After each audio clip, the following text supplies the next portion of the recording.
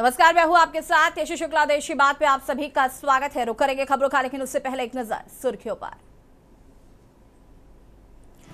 भारत के पूर्वोत्तर में महसूस हुए 4.7 तीव्रता के भूकंप के झटके असम मणिपुर तक कांपी धरती। पीएम जारी करेंगे संघ शताब्दी वर्ष का स्मारक डाक टिकट का सिक्का। हैदराबाद में उनके जीवन पर संगीत कार्यक्रम। विजय की रैली में भगदड़ मामले में एक्शन। टीवी के जिला सचिव मथिया लगन गिरफ्तार। 41 लोगों की गई थी जान। राहुल गांधी को मिली जान से मारने की धमकी। भड़के कांग्रेसी नेता, मामले की जांच जारी।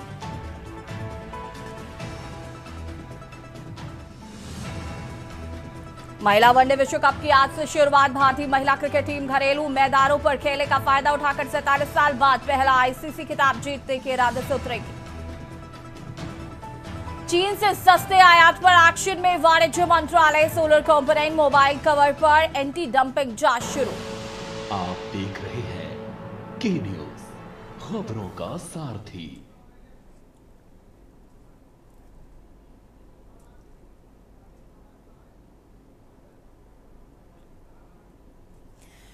और खबरों का रुख करेंगे। इससे पहले आपको बता दें कि आज नवरात्र का 8वां दिन है। जगह जगह पर आपको बता दें कि भक्तों की भीड़ जो है माता के मंदिरों में उमड़ती हुई नजर आ रही है। श्रद्धालु माता के दर्शन करने के लिए मंदिरों में पहुंच रहे हैं।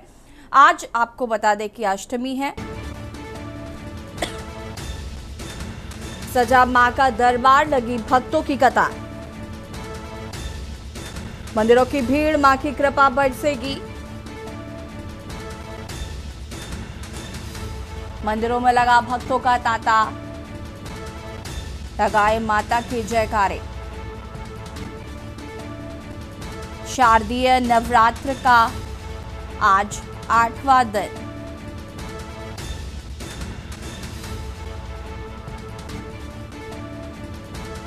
मंदिरों में भीड़,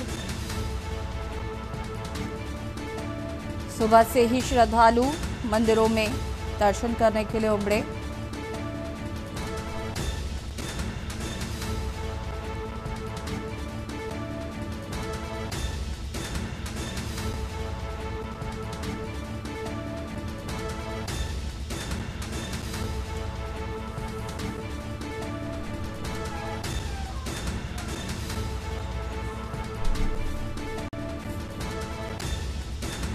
शारदीय नवरात्र का आज 8वां दिन।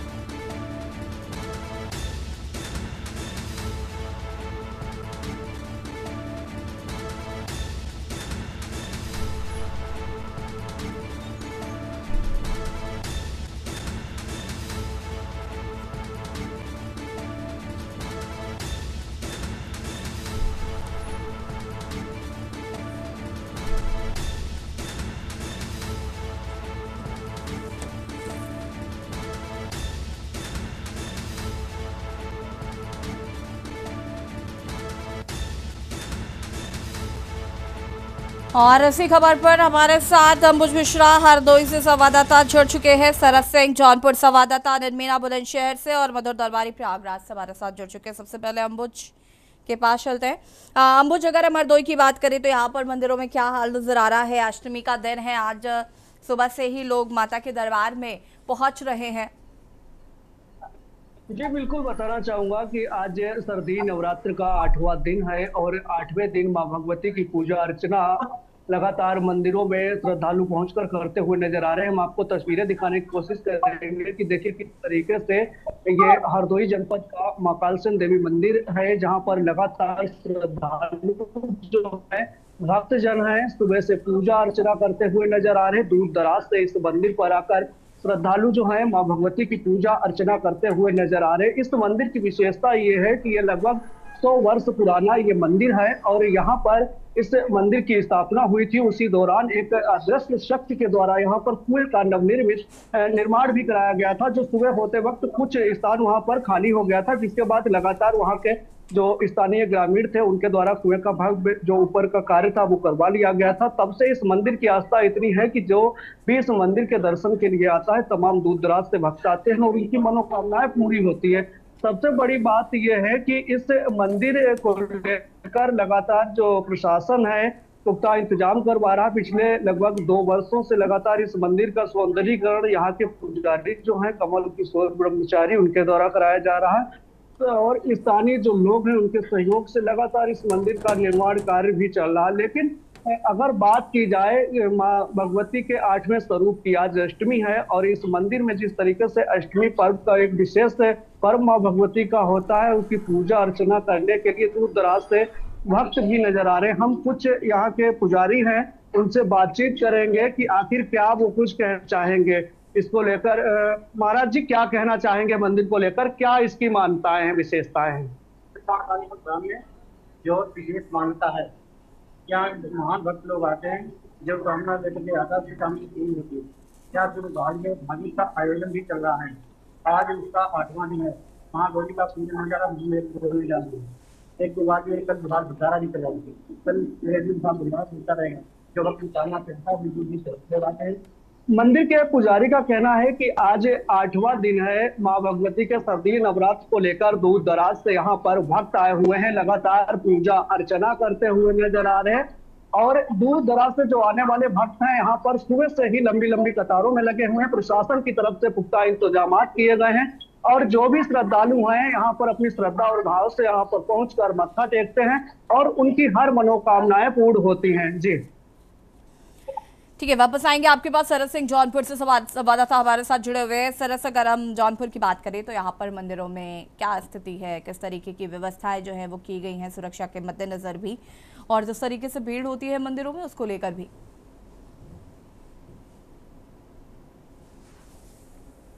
अनम्यूट कीजिएगा। जी अस्सी, पहले मैं आपको बता दूं कि इस वक्त हमारी मौजूदगी पूर्वांचल की आस्था का केंद्र मां शीतला चौकिया धाम में है। यहाँ पूर्वांचल के तमाम जिलों के लोग दर्शन पूजन करने आते हैं और नवरात्रि में ये आंकड़ा अभी यहाँ के स्थानीय लोगों की माने तो लाखों लोगों के पार जा चुका है। और सुबह आज महाअष्टमी के पर्व पर महागौरी के दुर्गा के इस रूप की पूजा की जाती है और यहाँ की मान्यता है कि माँ दुर्गा के 9 बहनों में सबसे छोटी होने के कारण कोई भी अन्य जगहों पर दर्शन करता है, चाहे वो मैहर हो चाहे सतना हो, वहाँ पे दर्शन करने से पहले मां शीतला चौकिया का आशीर्वाद देने के बाद ही अपने गंतव्य स्थान को जाता है। और इस महाअष्टमी के पर्व पर हमारी मौजूदगी मां शीतला चौकिया धाम है और यहाँ पे जो नजारा दिखाएंगे कि पूरा भक्तों का हुजूम उमड़ा पड़ा है। सुबह 4 बजे से ही लोगों को दर्शन करने के लिए मंदिर का कपाट आरती करने के बाद खोल दिया गया। और सबसे बड़ी बात बता दें कि यहाँ पर सुरक्षा की दृष्टि की बात करें तो की फोर्स लगाई गई है, पीएससी लगाई गई, महिला कांस्टेबल लगाए गए हैं और लगातार लोगों को तक हिदायत दी जा रही है कि दर्शन पूजन करने में कोई दिक्कत ना हो। वही बता दें कि समय समय पे अनाउंस किया जा रहा है कि जो लोगों के साथ बच्चे हैं उनका ध्यान रखें और जो कीमती सामान है, चाहे सोने की चैन हो या जो भी कीमती सामान हो, मोबाइल हो, पर्स हो, उसको अपने साथ दर्शन पूजन करते समय अपने साथ कैरी न करेंगे। इसको लेकर तमाम सुरक्षा की यहाँ पे फोर्स लगाई गई। और बात करें नवरात्रि के पावन पर्व पर, आज नवरात्रि का 8वां दिन है और यहाँ के चौकी सवारी ईद चंद यादव की माने तो अभी तक कोई ऐसी शिकायत नहीं मिली है, चाहे चोरी की हो चाहे अपनी घटना की हो। इस नवरात्रि के 8वें दिन तक अभी मां शीतला चौकिया धाम में किसी भी प्रकार की लोगों की शिकायत नहीं हुई है, किसी भी प्रकार की यहाँ पे कोई घटना हुई और लोग शांतिपूर्ण तरीके से दर्शन पूजन कर रहे हैं। और सबसे बड़ी बात ये एक लंबा हुजूम उमड़ा पड़ा है और यहाँ पे जो ये मंदिर परिसर है जय माता दी के नारों और मंत्रों से उद्घोषित हो रहा है और लगातार यहाँ पर सुबह 4 बजे से ही दर्शन पूजन करने के लिए लोग आ रहे हैं। और जो यह है जो भक्तिमय नजारा है यसी वो देखने काबिल तारीफ है। जी बिल्कुल, वापस आएंगे आपके पास। अनिल मीना बुलंदशहर से हमारे साथ जुड़ चुके हैं। अनिल, बुलंदशहर की बात करें तो यहाँ पर मंदिरों की क्या स्थिति है, सुरक्षा के लिहाज से क्या कुछ व्यवस्थाएं जो है वो की गई हैं?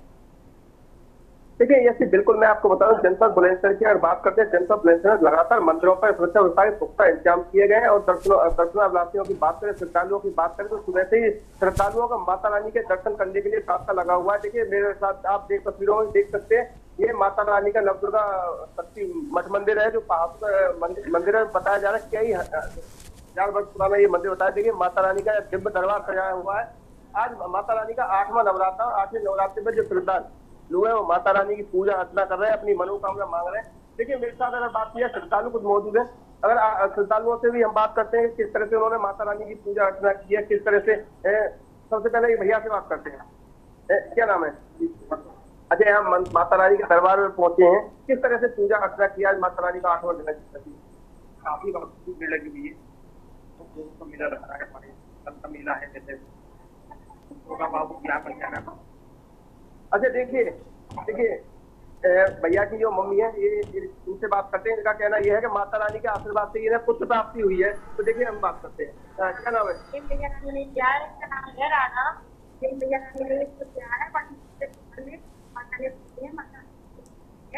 अरे कितना पुराना मंदिर है ये?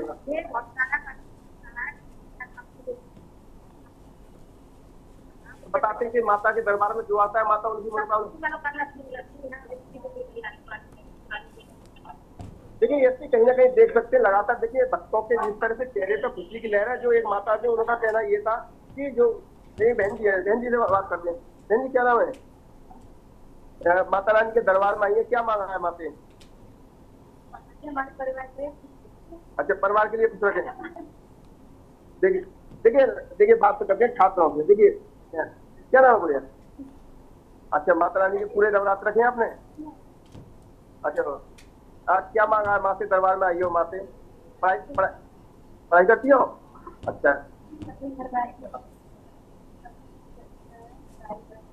कब से आ रही हो माता के दरबार में? हमेशा ही आते हो? देखिए ये माँ का वो दरबार है। देखिए माँ की जो मुंह आप देख सकती हैं कि माँ वास्तव में जिस तरह से साक्षात रूप में विराजमान है। महागौरी की जो पूजा बताते हैं कि जो भक्त माता रानी के जो लाल या सफेद या पीले रंग के वस्त्र पहन के जो माता रानी के आज के दिन पूजा अर्चना करते हैं, माँ उनकी मनोकामना पूर्ण करती है। और सुरक्षा व्यवस्था की अगर बात की जाए, देखिए यहाँ सुबह से ही भक्तों का तांता लगा हुआ लगातार। देखिए लगातार सभी भक्तों के चेहरों पर कहीं ना कहीं लहर है। लगातार जो बताते हैं, जो लोगों का कहना है कि कई हजार वर्ष पुराना माता रानी का मंदिर है ये। और यहाँ जो लोग आते हैं सच्चे मन से बात पूजा अर्चना करते हैं, माँ उनकी मनोकामना पूर्ण करते हैं। लगातार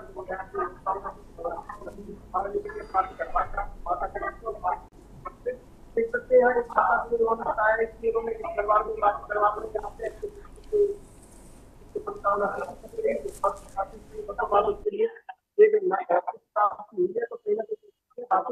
जो दरबार है वो पूरी तरह से कहीं ना कहीं माँ के दरबार में किसी मांगने वाला हो बात लेने के लिए तो हमेशा तैयार रहते हैं। दरबार में आता नहीं लगता है। तो माँ के नवरात्रों की तो क्या देखता हो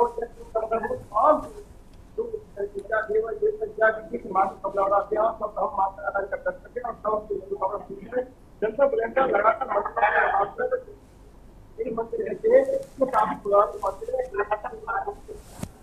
ठीक है, वापस आएंगे अनिल आपके पास। मधुर दरबारी प्रयागराज से हमारे संवाददाता जुड़ चुके हैं। मधुर, अगर प्रयागराज की बात करें, संगम नगरी में किस तरीके से माँ का 8वां दिन मनाया जा रहा है, साथ ही साथ व्यवस्थाओं की अगर बात करें तो किस तरीके की व्यवस्थाएं मंदिरों में की गई है? मेरी आवाज आ रही है आपको? आ रही है आवाज? जी, आवाज आ रही है आपको? जी आपको आवाज आ रही है? मैं बता दूं कि आज शारदीय नवरात्र चल रहे हैं, उसका 8वीं आज यहाँ पर मनाई जा रही है। पूरे प्रयागराज के अंदर जो पूरी तरीके से पूजा पाठ यहाँ पे किया जा रहा है। और अष्टमी में जो है महागौरी के रूप की पूजा होती है। और महागौरी जो होती है वो आज पूरे श्वेत वस्त्रों में और पूरी तरीके से श्वेत तरीके से उनके श्वेत वर्ण में वो रहती हैं और उसकी पूजा की जाती है, उस रूप की पूजा की जाती है।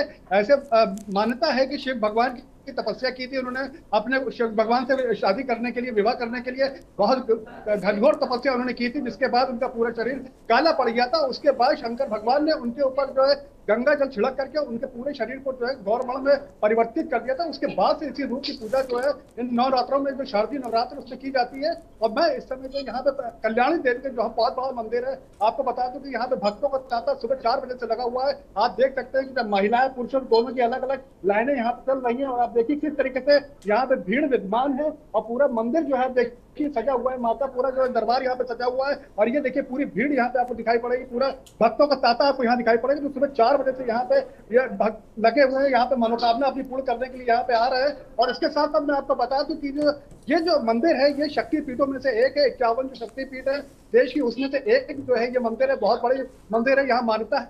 हमारे साथ इस समय सुशील कुमार पाठक जी यहाँ के अध्यक्ष है शक्तिपीठ के, वो हमारे साथ है। आइए उनसे जानने की कोशिश करते हैं कि आज का ये दिन किस लिए महत्वपूर्ण है।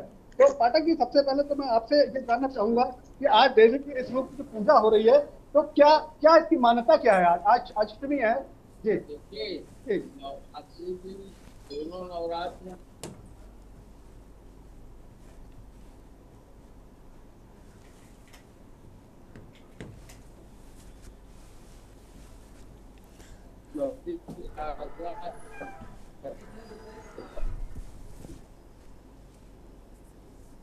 ठीक है मधुर, आपकी आवाज हम तक नहीं आ पा रही है।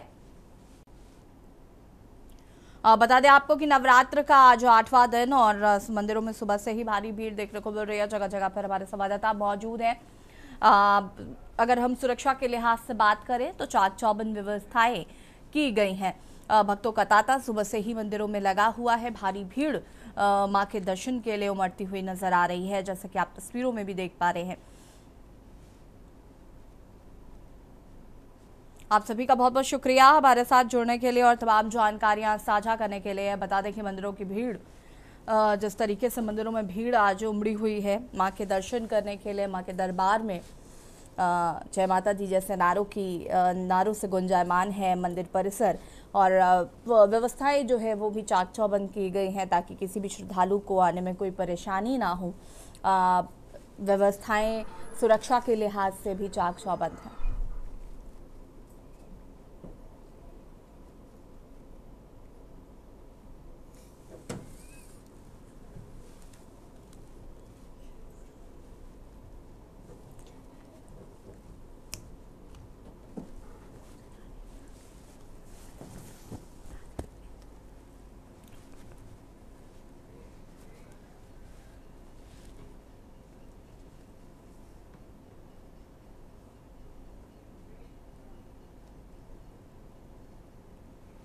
और यहाँ रुकेंगे छोटे से ब्रेक के लिए, जो है हाजिर होते हैं।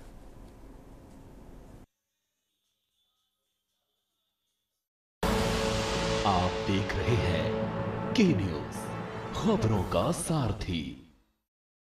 ब्रेक के बाद एक बार फिर से आप सभी का स्वागत है और अया से खबर आपको बता देते हैं, जहां पर यूपी में पुलिस का ऑपरेशन लंगड़ा लगातार जारी। पुलिस का 48 घंटे के भीतर एक और एनकाउंटर। हत्या मामले में फरार 2 आरोपियों से पुलिस की हुई मुठभेड़ में 2 नामजद आरोपी गिरफ्तार।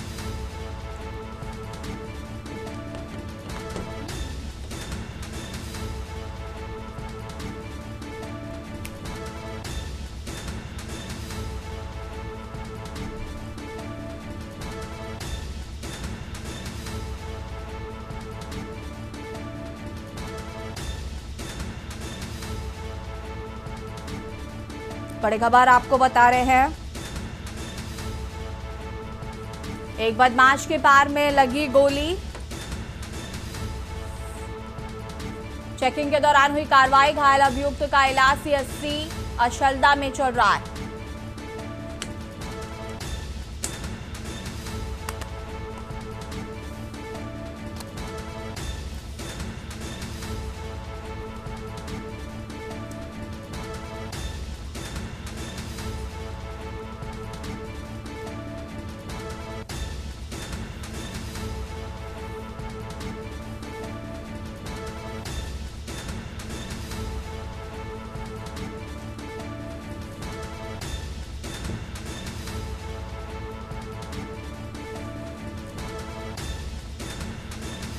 घायल अभियुक्त का इलाज सीएससी अशलदा में चल रहा है। और अया से खबर आपको बता रहे हैं, ऑपरेशन लंगड़ा लगातार जारी। यूपी में पुलिस का ऑपरेशन लगड़ा जारी।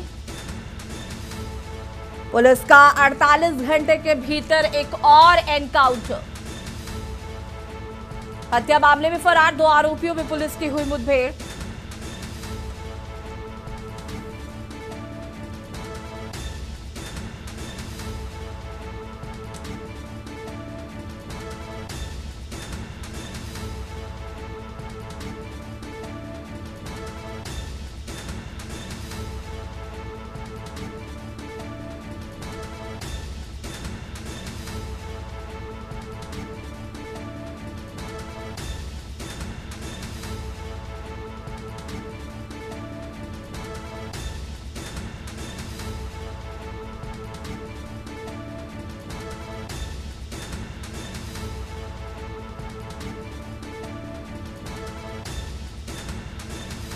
हत्या मामले में फरार 2 आरोपियों से पुलिस की हुई मुठभेड़।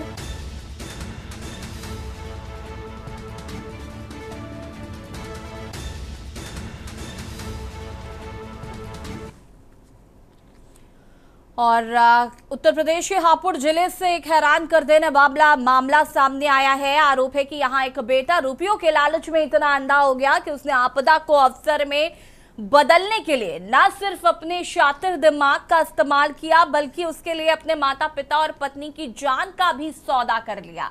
आरोप है कि युवक के घर में एक के बाद एक उसकी पत्नी, मां और पिता की संदिग्ध परिस्थितियों में मौत हुई। इस पर युवक ने मां की दुर्घटनावश मृत्यु दर्शाकर बीमा कंपनी से 80 लाख रुपए, पत्नी की मौत पर 30 लाख रुपए की धनराशि क्लेम कर हासिल कर ली थी।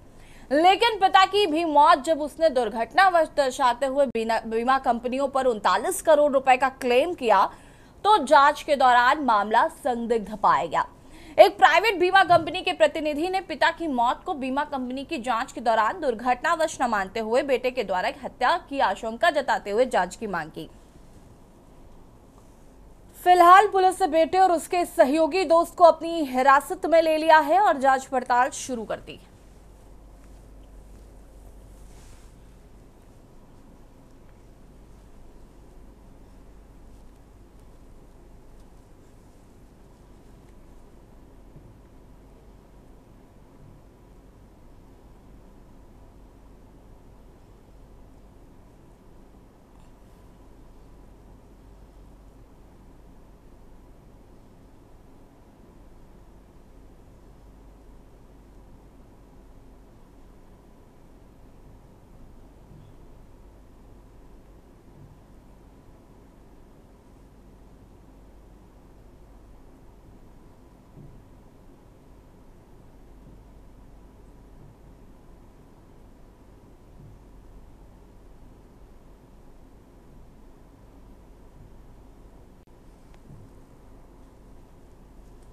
फर्जी क्लेम की जांच में मामला आया सामने।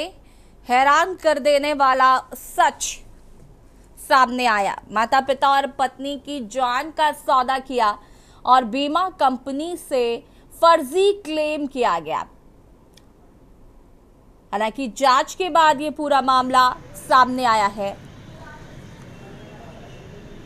देखिए, मैं इसकी बैकग्राउंड आपको बताना चाहूँगा।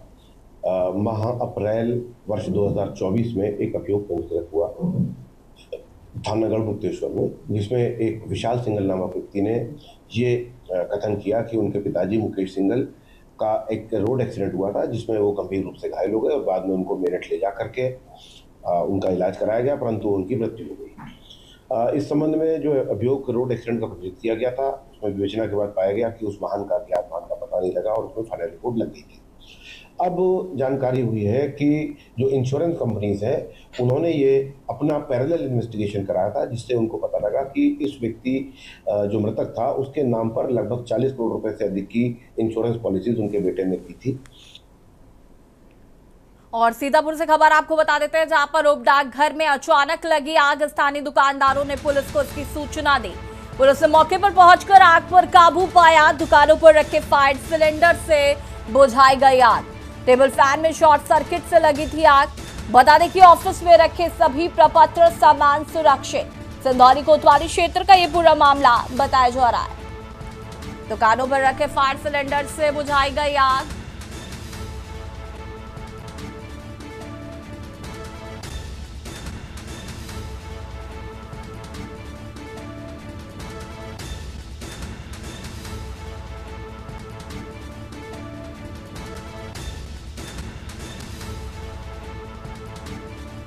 सिंदौली कोतवाली क्षेत्र का ये पूरा मामला।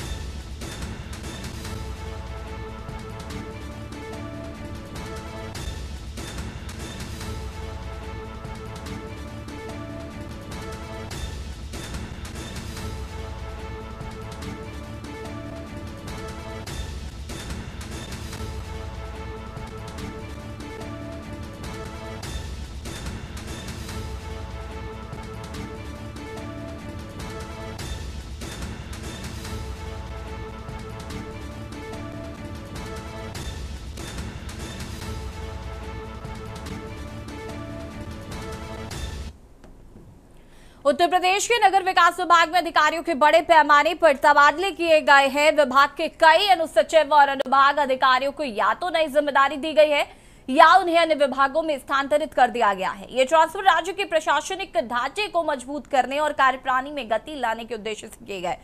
शासन द्वारा जारी आदेश के अनुसार नगर विकास विभाग के कई अधिकारी अब नई भूमिकाएं संभालेंगे। संजय कुमार तिवारी अनुसचिव को प्रभारी अनुभाग अधिकारी नगर विकास अनुभाग 7 बनाया गया है। रविंद्र सिंह अनुसचिव को प्रभारी अनुभाग अधिकारी नगर विकास अनुभाग 6 की जिम्मेदारी दी गई है। गौरव दुबे अनुभाग अधिकारी नगर विकास विभाग से संसदीय कार्य विभाग में स्थानांतरित किए गए हैं। ब्रजेश जायसवाल अनुभाग अधिकारी नगर विकास विभाग से अब खाद्य एवं रसद विभाग से अपनी सेवाएं देंगे। रविंद्रनाथ अनुसचिव नगर विकास विभाग को चिकित्सा एवं स्वास्थ्य विभाग में स्थानांतरित किया गया है।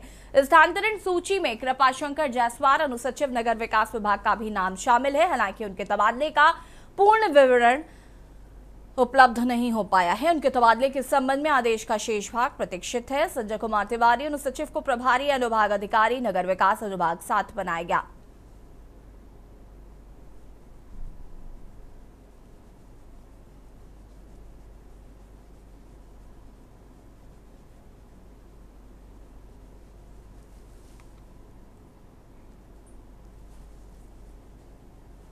नीचे फिर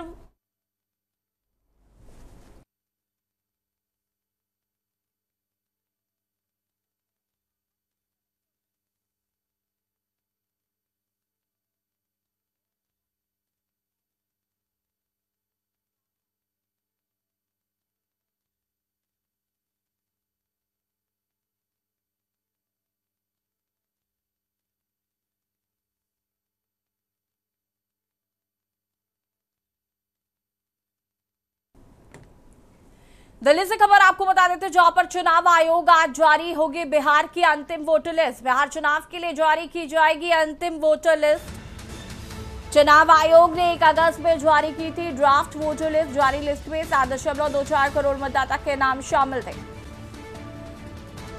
1 अगस्त को जारी लिस्ट से 65 लाख वोटरों को हटाए गए थे नाम। अंतिम वोटर लिस्ट पर राहुल और तेजस्वी समेत समूचे विपक्ष की है नजर।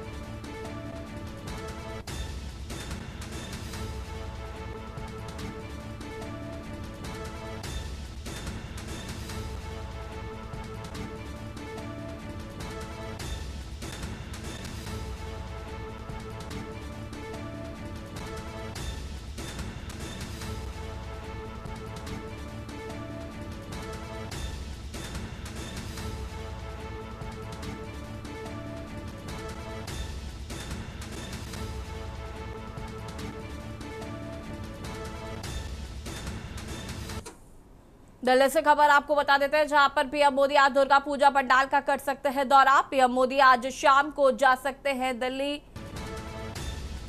के सीआर पार्क काली मंदिर दुर्गा पूजा पंडाल का कर सकते हैं दौरा। बंगालियों के लिए प्रसिद्ध है CR park Durga Puja pandal. CR park काली मंदिर दुर्गा पूजा पंडाल का कर सकते हैं दौरा। बंगालियों के लिए प्रसिद्ध है सीआर पार्क। दिल्ली से खबर आपको बता रहे हैं, प्रधानमंत्री नरेंद्र मोदी आज दुर्गा पूजा पंडाल का कर सकते हैं दौरा। पीएम मोदी आज शाम को जा सकते हैं दिल्ली के सीआर पार्क।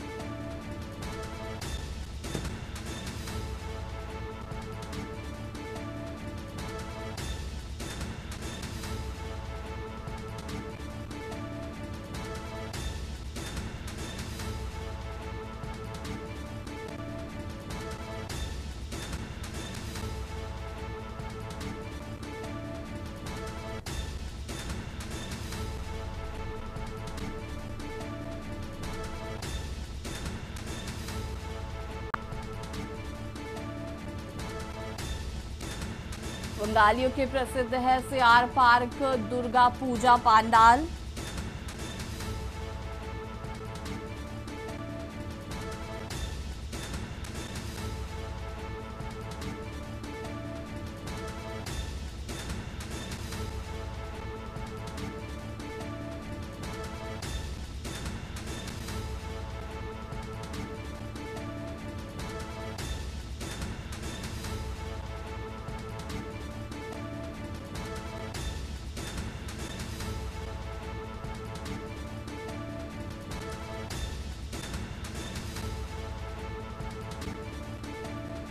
सीआर पार्क काली मंदिर दुर्गा पूजा पंडाल का कर सकते हैं दौरा।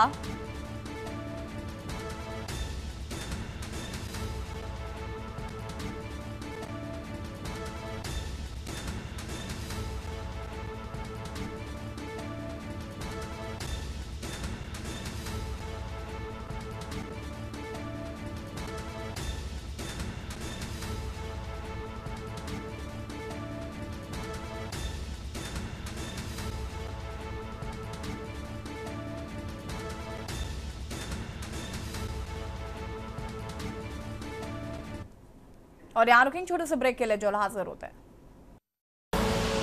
आप देख रहे हैं के न्यूज, खबरों का सारथी। ब्रेक के बाद एक बार फिर से आप सभी का स्वागत है। दिल्ली से खबर आपको बता देते हैं, जहां पर अमित शाह ने सीवेज ट्रीटमेंट प्लांट का करेंगे उद्घाटन।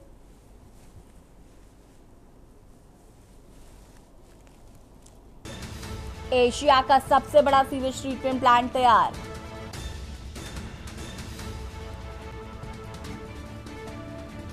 सीवेज ट्रीटमेंट प्लांट से सीवेज की समस्या होगी खत्म। उद्घाटन कार्यक्रम में सीएम रेखा गुप्ता भी मौजूद रहेंगी। दिल्ली से खबर, Amit Shah sewage treatment plant का उद्घाटन करेंगे।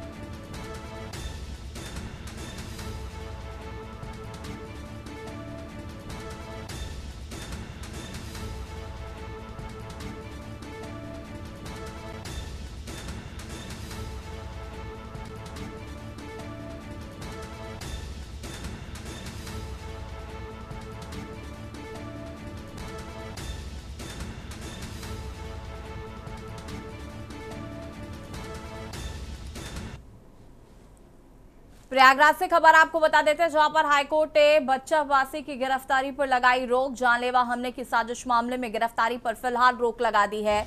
उच्च न्यायालय ने प्रदेश सरकार से जवाब तलब किया है। सरकार को नोटिस जारी कर 2 हफ्ते में जवाब दाखिल करने को कहा। बच्चापासी पर जानलेवा साजिश मामले में हुई थी FIR। उच्च न्यायालय ने प्रदेश सरकार से किया जवाब तलब।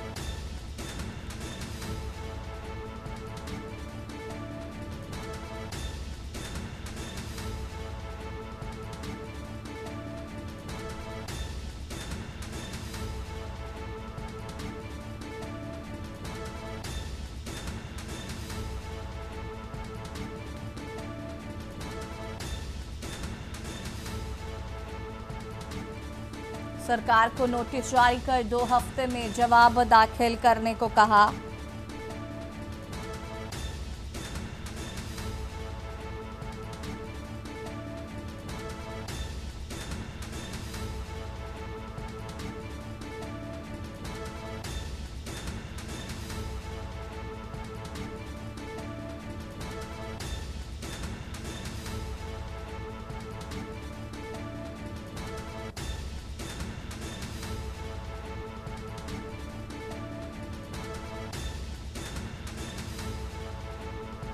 जानलेवा हमले की साजिश मामले में गिरफ्तारी पर रोक। उच्च न्यायालय ने प्रदेश सरकार से किया जवाब तलब।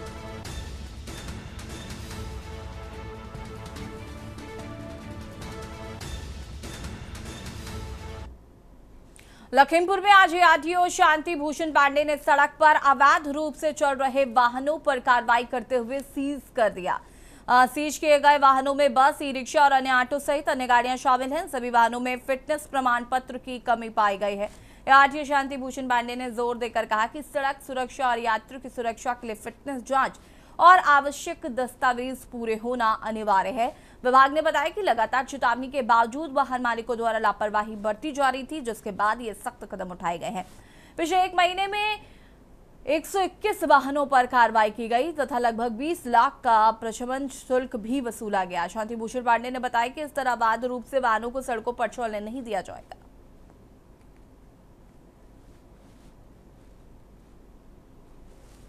अभियान पर लखीमपुर खीरी में अवैध रूप से सड़कों पर जो वाहन दौड़ रहे थे उस पर ARTO प्रशासन शांति भूषण पांडे ने एक बड़ी कार्रवाई की है। अभी हाल में ही अभियान चलाकर आज 7 वाहनों को सीज किया है। इससे पहले क्या कार्रवाई की गई, किस तरह से कार्रवाई कर रहे हैं आप? देखिए, रोड पे जो भी वाहन चलते हैं उनका हम लोग जांच करते हैं। उसका फिटनेस होना चाहिए, परमिट होना चाहिए, बीमा होना चाहिए। इस तरह के जिसमें वाहन में जिसमें नहीं पाए जाते हैं उनकी कार्रवाई की जाती है। 1 सितंबर से लेकर 28 सितंबर तक अभी तक 121 वाहन विभिन्न थानों में निरुद्ध किए गए हैं। ARTO ऑफिस में और जो भी थाने आसपास पड़ते हैं वहाँ निरुद्ध किए गए हैं और उनसे लगभग 30 लाख का प्रशमन शुल्क वसूला गया है। लगातार हम लोग प्रयास करते बिना फिटनेस कोई गाड़ी रोड पे ना चले या जिसका परमिट नहीं, वैध परमिट नहीं, गाड़ी ना चले। हम लोग प्रयास कर रहे हैं कि वही गाड़ियां चलें जिनके मानक पूरे हैं। सर, अभी हाल में कल बहुत बड़ा हादसा हुआ है और कहीं ना कहीं बता रहे हैं गाड़ी का फिटनेस नहीं था, बीमा नहीं था। इस तरह के वाहन सड़क पे निकल रहे हैं, इस पर भी कार्रवाई? देखिए, कल जो वाहन एक्सीडेंट हुआ था वो गाड़ी लखनऊ में दर्ज है। वहाँ के ARTO से बात की गई थी। उसका फिटनेस 2023 से एक्सपायर था। उसके 2 चालान भी हैं, लखनऊ के भी 2 चालान हैं। और ये गाड़ी प्राइवेट वाहन के रूप में दर्ज थी। 2 तरह के वाहन होते हैं, एक प्राइवेट, एक कमर्शियल।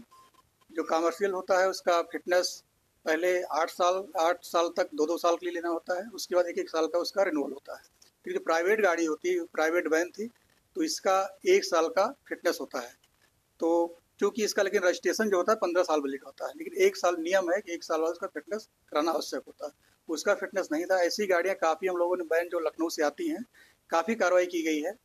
हम लोग लगातार सक्रिय रहते हैं। रोड पे जो भी गाड़ी दिखती है बिना फिटनेस की उसका चालान या बंद कार्रवाई करते रहते हैं। तो ये थे हमारे साथ ARTO प्रशासन शांति भूषण पांडे जी का कहना है कि अगर लखीमपुर सड़कों पे किसी भी तरह का अगर अवैध वाहन चल रहा है तो उस पर तुरंत कार्रवाई की जाती है। लखीमपुर खीरी से के न्यूज इंडिया के लिए अक्षय श्रीवास्तव। और लखीमपुर से खबर आपको बता देते हैं, जहां पर तेंदुए ने बच्ची को बनाया निशाना। शत विशत अवस्था में बच्ची का शव गन्ने के खेत से बरामद। घर के बाहर से बच्ची को उठा ले गया था तेंदुआ। थाना फूलबेहड़ के राजा रामपुरवा गांव की घटना। पुलिस ने शव को कब्जे में लेकर पोस्टमार्टम के लिए भेजा।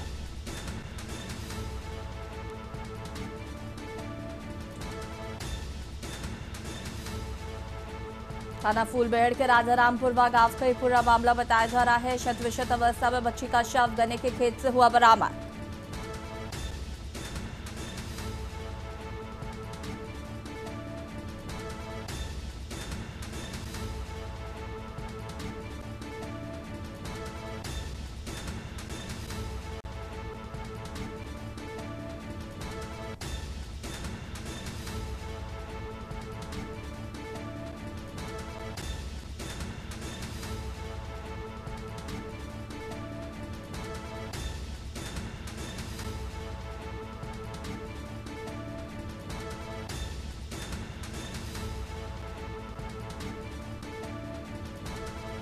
थाना फूलबेहड़ के राजारामपुर व गांव की ये घटना बताई जा रही है। शत विशत अवस्था में बच्ची का शव गन्ने के खेत से बरामद।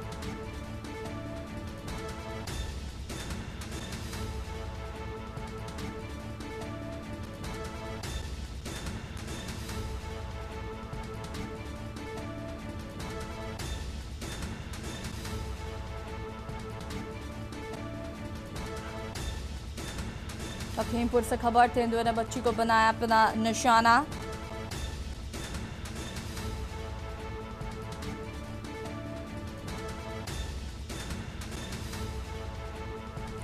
घर के बाहर से बच्ची को उठा ले गया तेंदुआ। थाना फूलबेहड़ के राजारामपुर व गांव की घटना बताई जा रही है।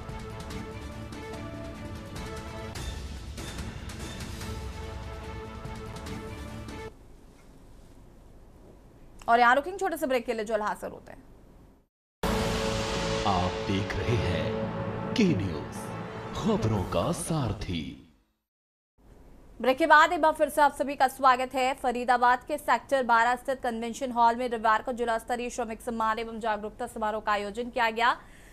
केंद्रीय सहकारिता राज्य मंत्री कृष्णपाल गुर्जर ने मुख्य अतिथि के रूप में शिरकत की और श्रमिकों को संबोधित करते हुए उनके योगदान को राष्ट्र निर्माण की नींव बताया। समारोह में कन्यादान योजना के लाभार्थियों को चेक वितरित किए गए। मंत्री ने श्रमिकों की आय में हुई वृद्धि और केंद्र सरकार की योजनाओं की जानकारी दी। कार्यक्रम में मेयर प्रवीण बत्रा, विधायक कमूल चंद्र शर्मा, सतीश कुमार फागना सहित कई गणमान्य उपस्थित रहे।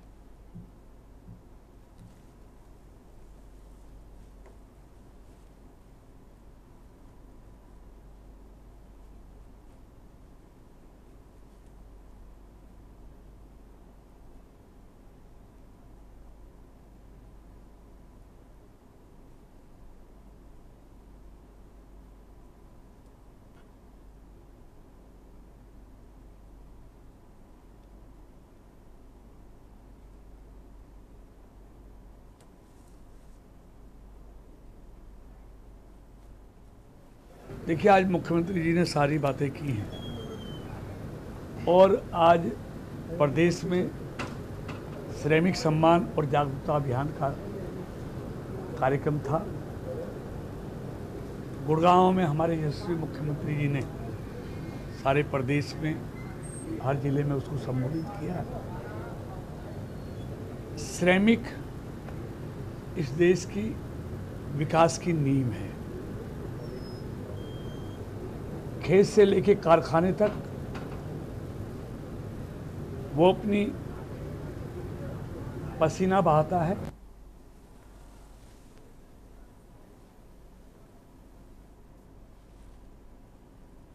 फतेहाबाद से खबर, जहां पर शहीद भगत सिंह जी की जयंती के अवसर पर Pandit Jasraj sports and education welfare society द्वारा नशा मुक्त हो गांव मेरा अभियान के तहत छठी विशाल साइकिल यात्रा का आयोजन किया। यह यात्रा सुबह 7 बजे पीली मंदोरी से शुरू होकर विभिन्न गांवों से होते हुए शाम 6 बजे पुनः पीली मंदोरी में समाप्त हुई। कुल 120 किलोमीटर की यात्रा युवाओं में नशा मुक्ति जागरूकता और समाज सेवा का संदेश लेकर निकली।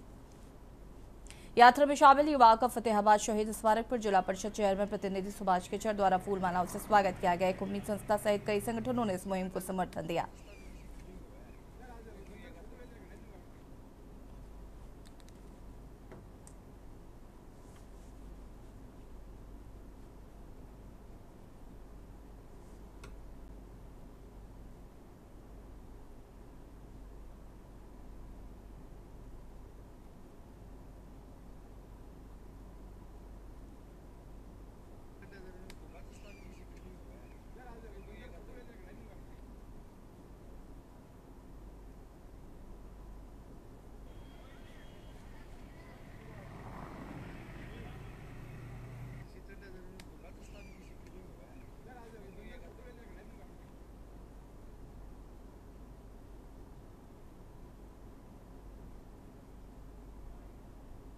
नमस्कार। Pandit Jasraj sports and education welfare society के युवाओं द्वारा आज शहीद आजम भगत सिंह की जयंती पर ये छठी विशाल साइकिल यात्रा का आयोजन किया जा रहा है, जिसकी मुहिम है नशा मुक्त हो गाँव मेरा। आज 120 किलोमीटर की यात्रा करीब 20-25 गाँव के दौरा करते हुए फतेहाबाद शहीदी स्मारक और सिरसा शहीद भगत सिंह स्टेडियम में पहुँचेगी और शाम को 6 बजे गाँव पीली मंदौरी में समापन समारोह रहेगा और इसमें प्रवीण उड़ान सर जी विशेष रूप से शामिल होने वाले हैं, बच्चों को प्रेरित करेंगे। इस यात्रा का मुख्य उद्देश्य है जो है युवाओं को नशे के प्रति जागरूक करना और नशे जैसी बुराई से बचने के लिए उनको प्रेरित करना।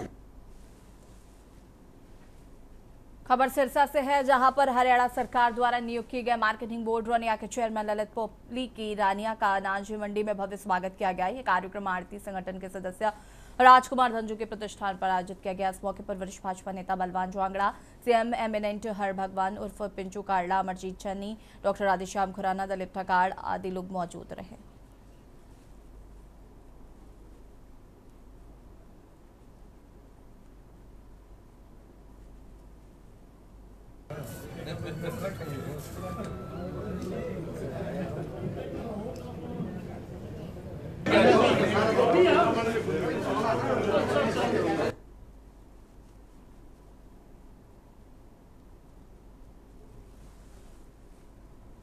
और बटन में फिलहाल आता है, देखते रहिए के न्यूज़ इंडिया। नमस्कार। आप देख रहे हैं के न्यूज़, खबरों का सारथी।